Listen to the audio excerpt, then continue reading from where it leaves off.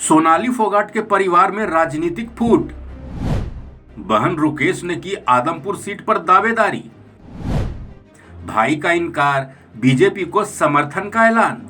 हरियाणा के आदमपुर विधानसभा सीट पर 3 नवंबर को उपचुनाव है। चुनाव आयोग ने उपचुनाव की तारीख की घोषणा कर दी, जिसके बाद सियासी सरगर्मी बढ़ गई है।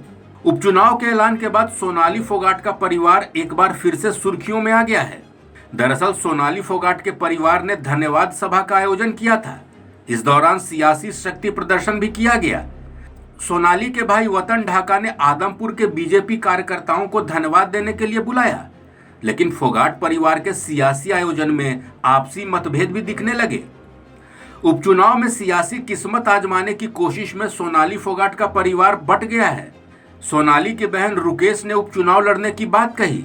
रुकेश के मुताबिक उन्हें सोनाली की बेटी यशोधरा ने विरासत सौंपी है, इस लिहाज से आदमपुर उपचुनाव में उन्हें उतरना चाहिए। दूसरी तरफ सोनाली फोगाट के भाई वतन ढाका ने बीजेपी में रहने और बीजेपी का साथ देने का ऐलान किया है। रुकेश और वतन के दावों के बीच सोनाली फोगाट के लिए बुलाई गई धन्यवाद सभा सियासी आयोजन में तब्दील हो गई। इस दौरान परिवार में तनातनी भी देखने को मिली। दरअसल सोनाली की बहन रुकेश के मुताबिक परिवार में अलग अलग मत हैं। सोनाली फोगाट की सियासी विरासत उन्हें मिली है, उन्हें सोनाली फोगाट की विरासत को आगे लेकर जाना है, उनकी विरासत को उन्हें ही देखना है।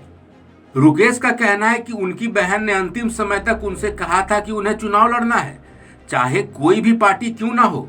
रुकेश ने घोषणा की है कि उनका पक्का है, वो चुनाव लड़ेंगी, सोनाली फोगाट का सपना जरूर पूरा करेंगी।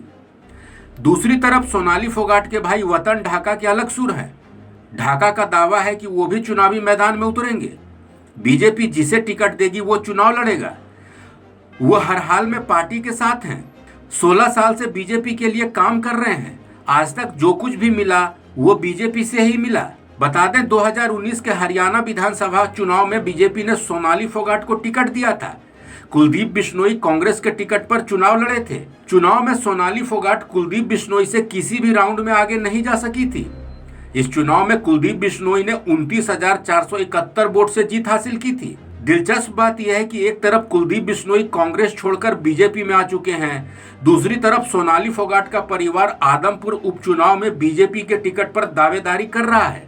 आपको बता दें कि सोशल मीडिया स्टार और राजनेता सोनाली फोगाट की 23 अगस्त को गोवा में मौत हो गई थी। उस समय गोवा में उनके साथ उनका पीए सुधीर और सुखविंदर थे। सोनाली के परिवार का आरोप है कि सुधीर और सुखविंदर ने उनका मर्डर किया है। सुधीर सोनाली की प्रॉपर्टी हड़पना चाहता है, इसलिए उसने सोनाली को ड्रग्स देकर हत्या कर दी। सोनाली फोगाट केस की सीबीआई जांच कर रही है। इस खबर में फिलहाल इतना ही। अपडेट्स के लिए देखते रहिए वन इंडिया हिंदी।